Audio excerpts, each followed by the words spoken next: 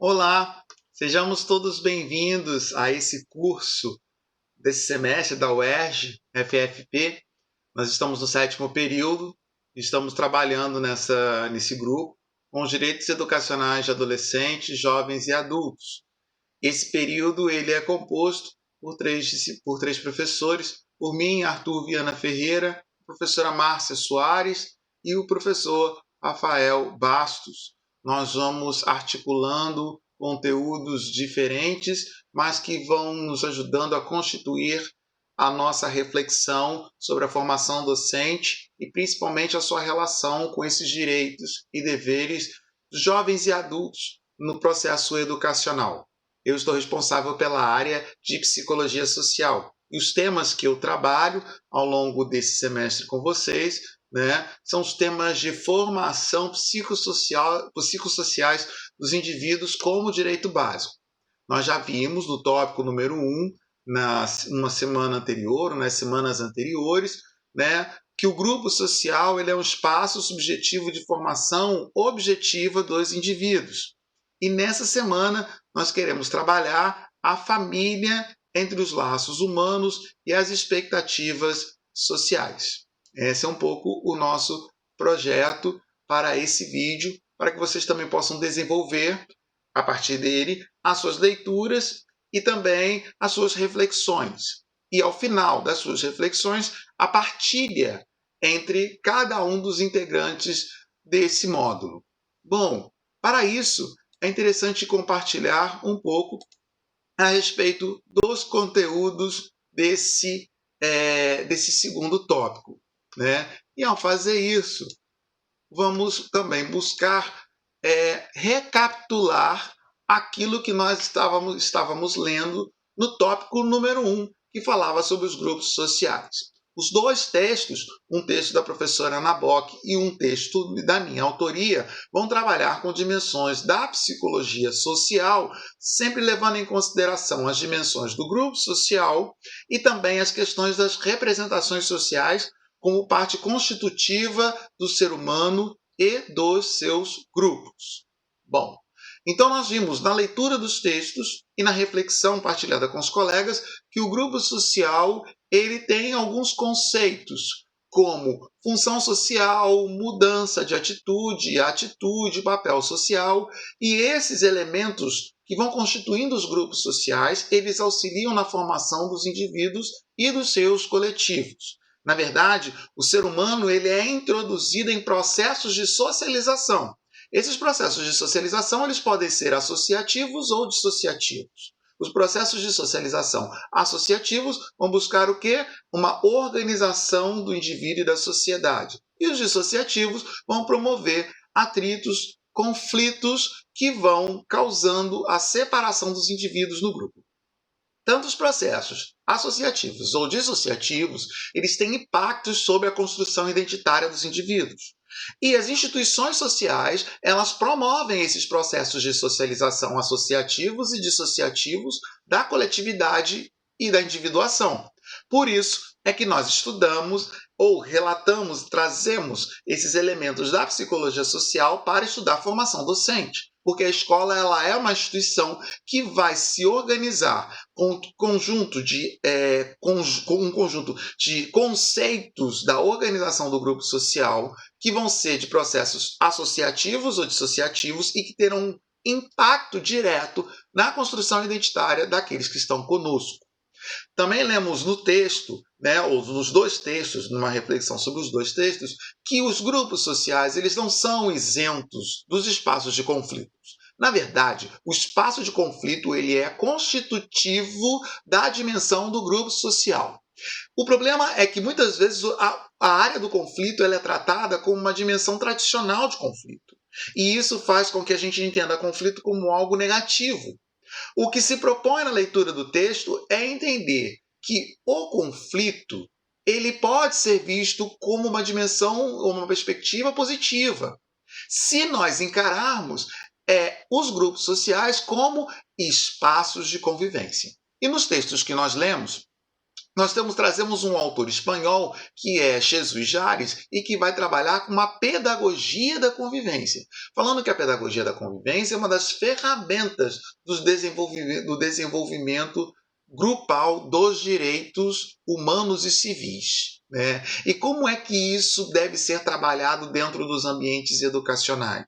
Deve ser trabalhado a partir de uma dimensão de natureza humana, de conteúdos e conceitos que valorizem a vida e o desenvolvimento biopsicossocial dos indivíduos, né? Uma dimensão relacional, que vai trabalhar com a dimensão da solidariedade, com a questão do afeto e da afetividade, com dimensões de proximidade e que vão caracterizando, né, processos e relações de equidade, ao mesmo tempo que temos que trabalhar dentro da escola e das relações educacionais com uma dimensão que é a dimensão da cidadania, a dimensão dos direitos humanos, dos direitos civis, que constituem o sujeito como aquele que é verdadeiramente, se faz responsável verdadeiramente por si e pela coletividade.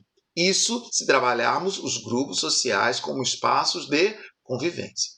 E terminamos a leitura, pelo menos recapitulando as leituras do texto, entendendo que, na verdade, quando entramos ou participamos de um grupo social, se pensarmos numa abordagem psicossocial, criamos representações sociais da realidade. Né? Um campo simbólico que vai representar como é que eu me movo dentro do coletivo a partir do meu grupo de pertença, da realidade, do grupo de pertença no qual me encontro. E isso vai condicionar, de alguma forma, direto ou indiretamente, a maneira com a qual eu vivencio e me relaciono com a realidade concreta e, consequentemente, com a realidade social. Então, essas são dimensões que vocês estudaram, que vocês leram no tópico número 1. No fórum da atividade número 1 também foi dado um quadro de Tarsila do Amaral, no qual vocês também foram chamados a pensar nesse quadro a partir dos conceitos dos dois textos, puderam conversar com os seus colegas de grupo, né? Observaram o que os colegas escreveram, partilharam, e aí agora a gente pode ir avançando no nosso questionamento, na nossa conversa a respeito do grupo social como formação biopsicossocial. Bom, se nós somos introduzidos dentro de grupos sociais e nos organizamos enquanto indivíduos a partir desses grupos sociais, é fundamental nós entendemos que a família é um dos primeiros grupos e dos primeiros laços sociais nos quais nós trabalhamos, nós somos inseridos e nos quais nós pertencemos. Essa é a leitura, é a reflexão desta semana. Ao ler os textos, nós temos que entender, e os autores vão nos deixar claro, que o grupo familiar ele é o organizador das relações humanas, né? Ele é um espaço no qual todos nós, quando surgimos, somos introduzidos. E ao sermos introduzidos dentro desse grupo social, dentro dessas relações humanas,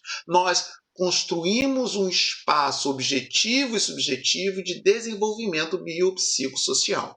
Então, quando entramos numa família, nós começamos a trabalhar dentro dessa família todo um contexto relacional. Né? E um contexto relacional que vai constituindo a família enquanto grupo e também a cada um de nós enquanto indivíduo.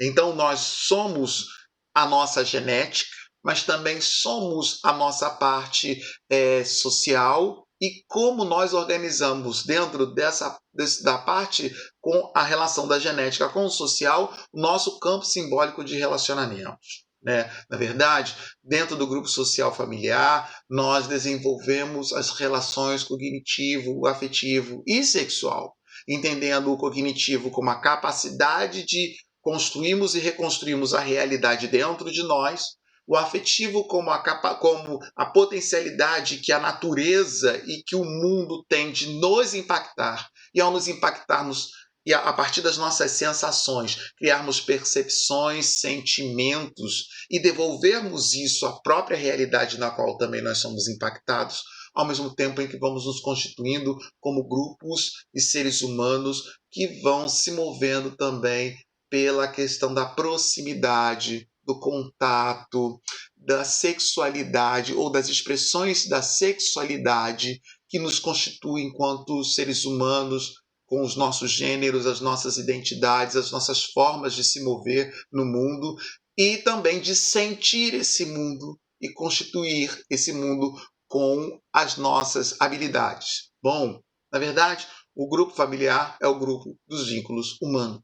E o grupo dos vínculos humanos que sempre vai representar para nós esse espaço de satisfação, que é um espaço representacional. Nós aprendemos com esse grupo familiar como é que nós vamos dando forma e moldando as nossas satisfações pessoais e sociais, né? Individuais e coletivas. Então, é impossível pensarmos numa educação na qual não levemos em consideração os grupos sociais familiares nos quais os indivíduos que se encontram conosco, sejam eles crianças, adolescentes, jovens e adultos, né?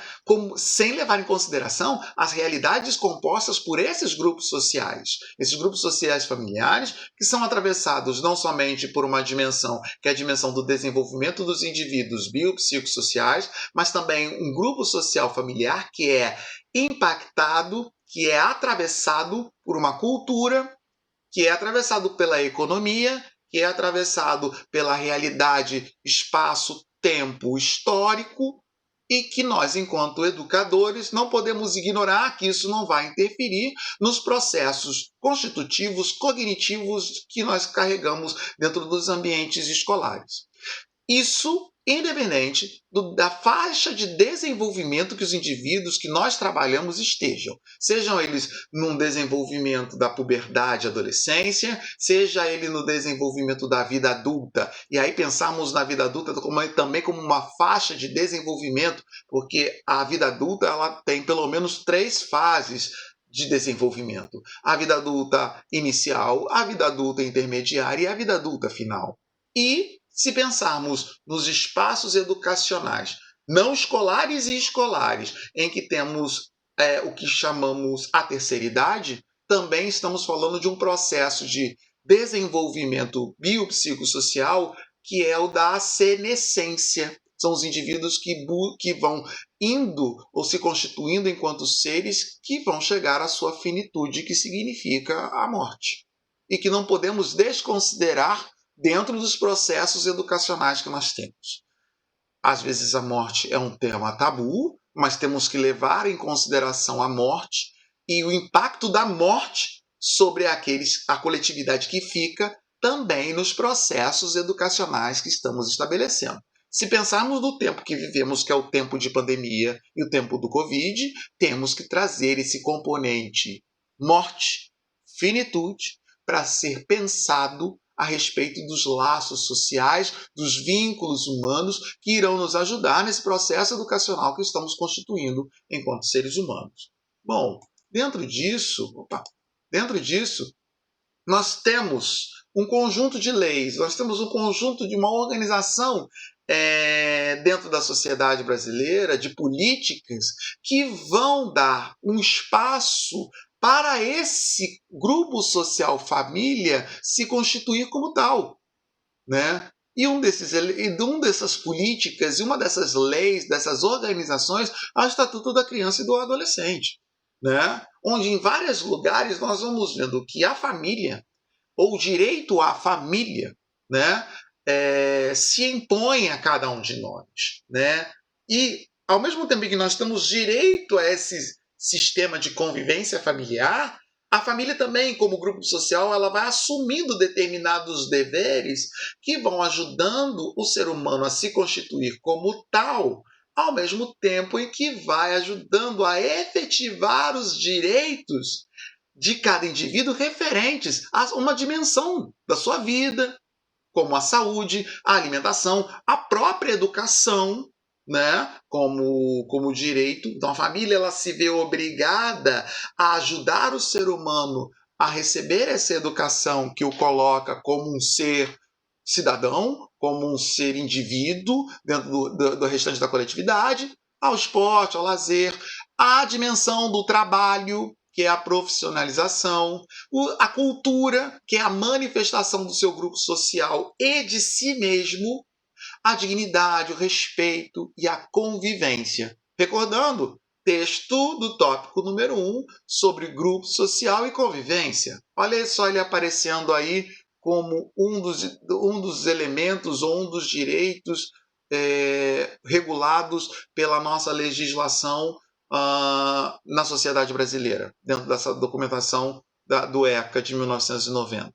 Então, temos que entender que o direito que é atribuído a crianças e a adolescentes, né, passa por uma dimensão da participação da vida familiar e comunitária sem discriminação. Então, isso também é algo que nós, enquanto educadores, temos que ter no nosso horizonte, né? Ao trazer a legislação, o que eu quero ressaltar na nossa reflexão?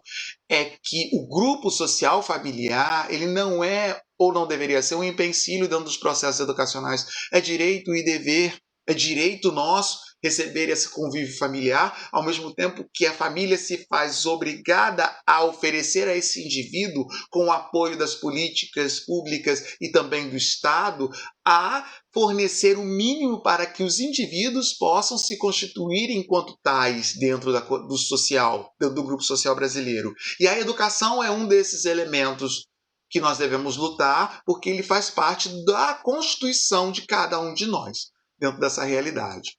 Bom, queria só recordar ou trazer essa legislação como exemplo, ou um dos elementos que pode nos ajudar a pensar os textos que vamos ler, porque isso aqui eu estou dando para vocês é um preâmbulo dos textos que vocês devem ler para poder fazer a atividade que está posta no fórum, entender que dentro dessa legislação que eu apresento como exemplar, porque tem outras que também vão dar essa garantia de direitos desse grupo social existir e subexistir dentro da realidade brasileira, nós temos a dimensão quando falamos de convivência familiar e comunitária, 3 pontos importantes. Primeiro, uma família como um direito natural, né, do qual os sujeitos vão se constituindo e a família ela vai sendo uma comunidade formada por entes que vão impactar a vida desses indivíduos,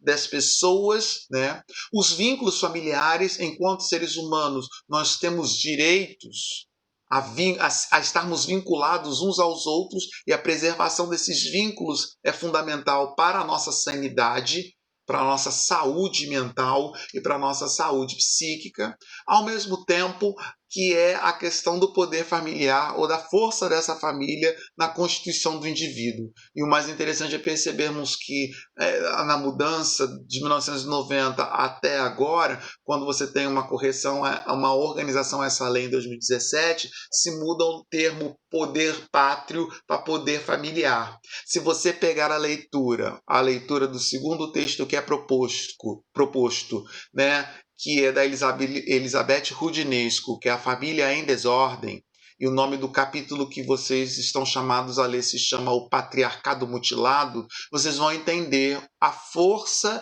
da mudança do termo poder pátrio para poder familiar, né, como está posto na legislação que é dada como exemplo para a gente estudar. Bom, dentro dessa legislação de 90, nós temos algumas mudanças que vão acontecer nos artigos, né, no ano de 2009 e no ano de 2017, mas essas mudanças apenas vão corroborar o papel da família como local, como grupo social que deve guardar, né, um conjunto de elementos importantes para os indivíduos para que ele possa existir e subexistir, ser reinventado, né? Coexistir, coabitar dentro do coletivo.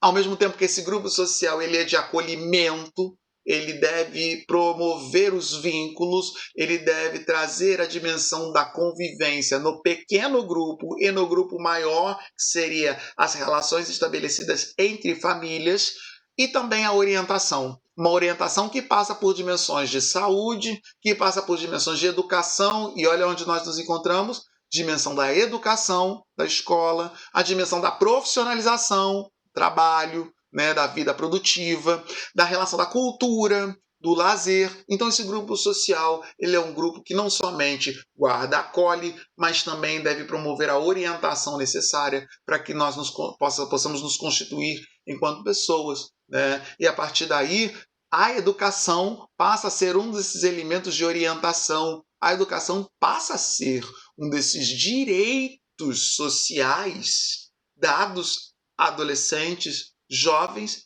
e também adultos, como vocês vão ver nas próximas leituras e nos próximos temas desenvolvidos pelos outros professores também desse sétimo período.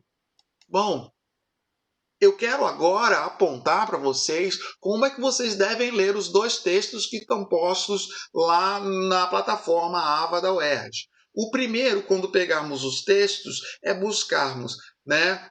São dois textos, né, apresentá-los para vocês. O primeiro texto é da professora Ana Bock, de novo, que é a respeito da família enquanto grupo social. O segundo texto é do livro A Família em Desordem, da escritora Elizabeth Rudinesco, que trabalha com a dimensão da psicanálise, né, da história, e aí é bom a gente levar, a gente vai ler um capítulo sobre o patriarcado mutilado, que é essa transformação da família ao longo da história, e é importante a gente entender isso, para que a gente possa compreender também os sujeitos desse grupo social que nós entramos em contato, né, quando estamos dentro do ambiente educacional. Então, qual é a chave de leitura? Ou o que vocês devem buscar nessas leituras dos textos que estão postos ali? Qual é o guia de leitura?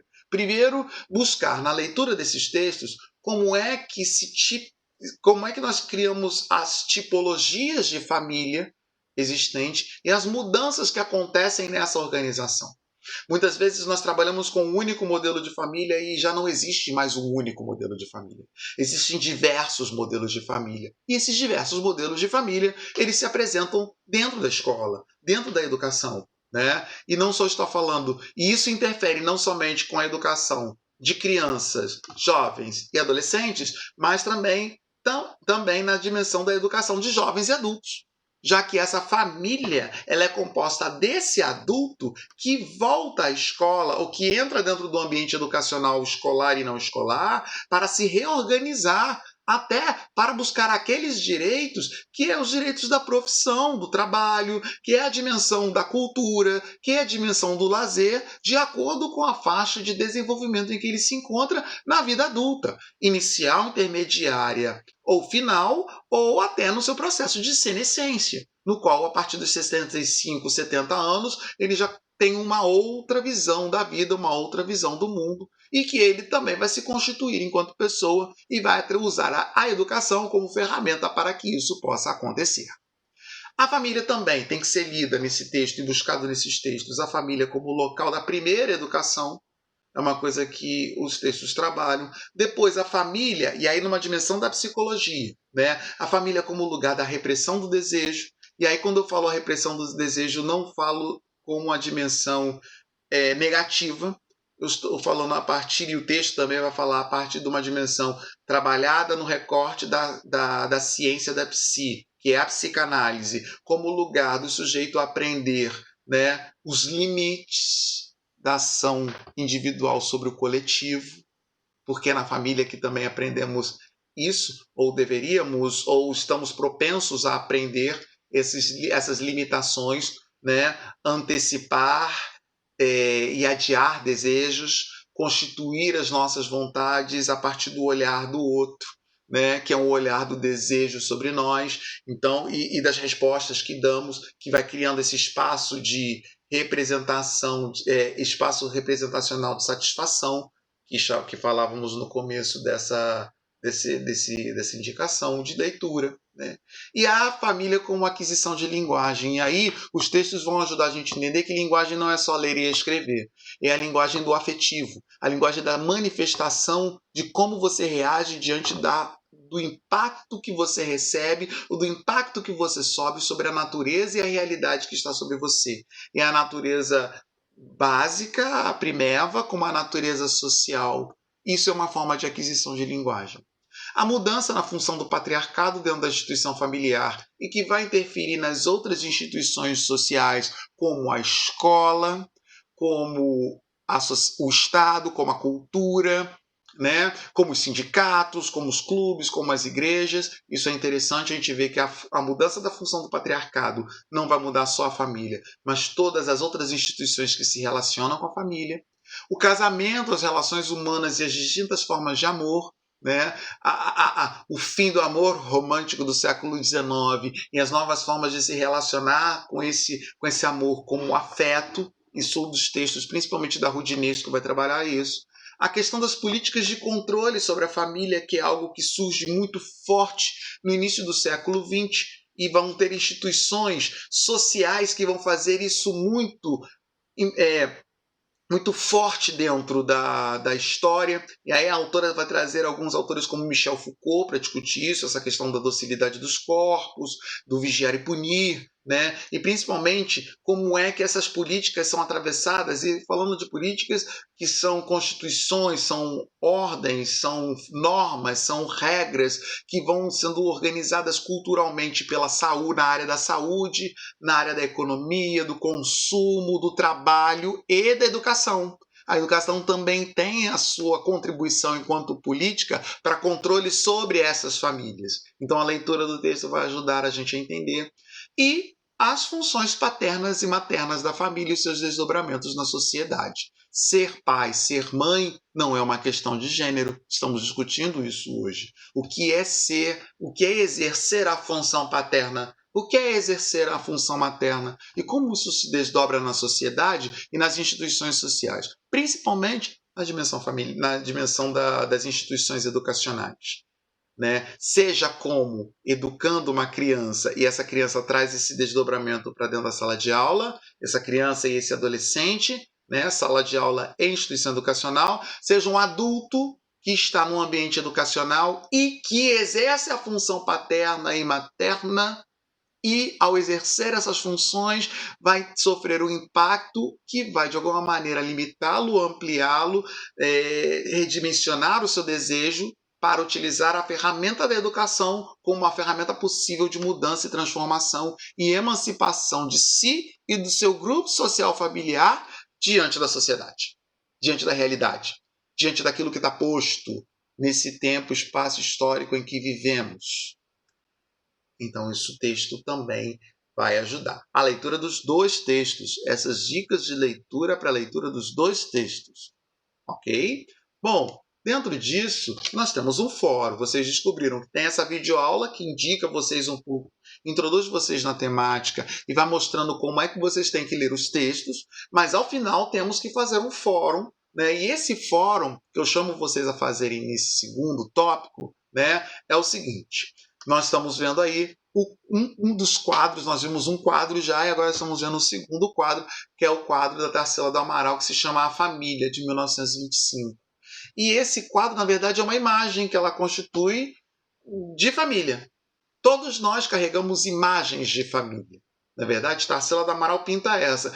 Se você for comparar os quadros anteriores ou a pintura anterior a Tarsila do Amaral, né, do início do século XIX, quando se pensa em família, não é essa figura de família brasileira que se pinta. É uma outra figura. O que ela propõe é um novo olhar sobre a realidade. Quando você olha esse quadro, você vê um quadro majoritariamente composto mais por mulheres, tem uma presença mais de do que mulheres do que homens. Você vê um homem no fundo, um outro homem no fundo, né? Você vê uma família jovem, você vê crianças, você vê animais, você vê frutas tropicais como uma criança que está segurando, você vê pessoas descalças, você vê pessoas de uma certa etnia, uma cor de pele específica. Ela está pintando uma imagem de família, né? Que pode ser uma imagem de família brasileira. A ideia é, a partir da leitura do texto, dos dois textos, e se baseando um pouco dessa possibilidade de vermos a família de uma outra forma, quais as imagens de famílias nós trazemos? Olha que desafio interessante para a gente fazer nesse fórum. E quando eu peço para descrever no fórum sobre a família, estou falando de imagem, né? Eu estou falando de possibilidades de existência. Ok? Seria isso, gente. Eu queria terminar, né, agradecendo a vocês, agradecendo a vocês a paciência, agradecendo a vocês a possibilidade de estar com vocês, né, nesse momento, e espero que a indicação dessa leitura, a indicação desse trabalho, né, possa ajudar vocês a continuar as investigações e a pesquisa. Vocês só podem contar conosco. Temos também uma nova bolsista, na verdade uma nova bolsista, não, estamos introduzindo uma bolsista dentro do nosso grupo, que é a Ariel Pimenta. Ela vai poder estar conosco, dialogando com vocês dentro dos fóruns. Enfim, nós temos todo o ferramental para a gente fazer grandes discussões. Esperamos que verdadeiramente seja um momento de aprendizagem e que a gente se constitui e cresça enquanto grupo, a partir das leituras e dos fóruns que nós estabelecemos. Obrigado, gente. Abraço. Sejam felizes e a gente se encontra no tópico próximo, que nós estamos preparando com todo carinho para vocês. Abraço.